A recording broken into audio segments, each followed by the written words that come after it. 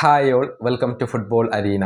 Brazilian super താരമായ Neymar junior കഴിഞ്ഞ ദിവസം ഒരു സൗഹൃദ മത്സരം സാന്റോസിന് വേണ്ടി കളിച്ചിരുന്നു. അവരുടെ തന്നെ അണ്ടർ-20 ടീമിനെതിരെ നടന്ന സൗഹൃദ മത്സരത്തിൽ ഒരു ഗോളും ഒരു അസിസ്റ്റും ഒക്കെ നേടാൻ നെയ്മർക്ക് കഴിഞ്ഞിട്ടുണ്ട്. അതിനുശേഷം സാന്റോസ് തങ്ങളുടെ താരങ്ങൾക്ക് അവധി നൽകിയിരുന്നു. പുതിയ പരിശീലകനായ കൂക്കയാണ് ഒരു ദിവസം അവധി നൽകിയത്. പക്ഷേ ആ അവധി ദിനത്തിലും പരിശീലനം നടത്തിയ ഒരാളുണ്ട്. അത് മറ്റാരുമല്ല, നെയ്മർ ജൂനിയർ ആണ്. സാന്റോസിന്റെ ജിം ഫെസിലിറ്റിയിൽ അദ്ദേഹം ട്രെയിനിങ് നടത്തി എന്നാണ് ഇപ്പോൾ അറിയാൻ സാധിക്കുന്നത്.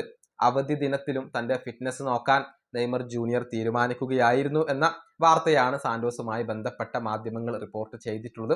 അതിന്റെ ചിത്രങ്ങൾ ഇപ്പോൾ പുറത്തേക്ക് വരികയും ചെയ്തിട്ടുണ്ട്. മാത്രമല്ല, മറ്റൊരു റിപ്പോർട്ട് കൂടി ഇപ്പോൾ പുറത്തേക്ക് വന്നിട്ടുണ്ട്. ബ്രസീലിയൻ ദേശീയ ടീമിലേക്ക് മടങ്ങിയെത്തുക എന്നുള്ളതാണ് നെയ്മറുടെ ലക്ഷ്യം.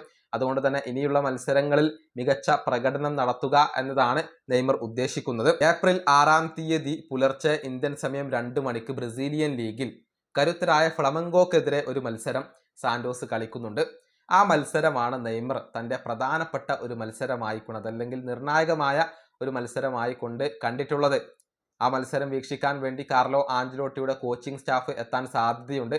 കാരണം ഫ്ലമംഗോയിലെ പല താരങ്ങളെയും ഇപ്പോഴും ബ്രസീലിയൻ പരിശീലകർ നിരീക്ഷിക്കുന്നുണ്ട്.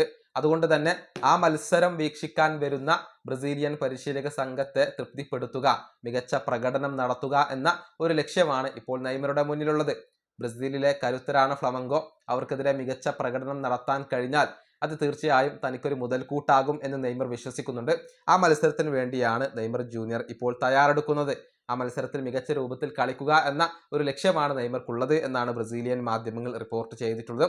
അതിനു മുന്നേ ഏപ്രിൽ 3-ാം തീയതി പുലർച്ചെ റമോ എന്ന ടീമിനെതിരെ ഒരു മത്സരം ഇപ്പോൾ സാന്റോസ് കളിക്കുന്നുണ്ട്. ആ മത്സരത്തിലും നെയ്മർ കളിച്ചേക്കും എന്നാണ് ഇപ്പോൾ പ്രതീക്ഷിക്കപ്പെടുന്നത്. മെയ് മാസം അവസാനത്തിലാണ് Carlo Ancelotti world cup squad പ്രഖ്യാപിക്കുക. അതിനു മുന്നേയുള്ള മത്സരങ്ങളിൽ മികച്ച പ്രകടനം നടത്തേണ്ടതും പരിക്കുകൾ ഒന്നും പറ്റാതിരിക്കേണ്ടതും ഇപ്പോൾ നെയ്മറെ സംബന്ധിച്ചിടത്തോളം നിർബന്ധമായ കാര്യമാണ്. ഈ വീഡിയോ അവസാനിപ്പിക്കുന്നു. അടുത്ത വീഡിയോയുമായി വീണ്ടും കാണാം.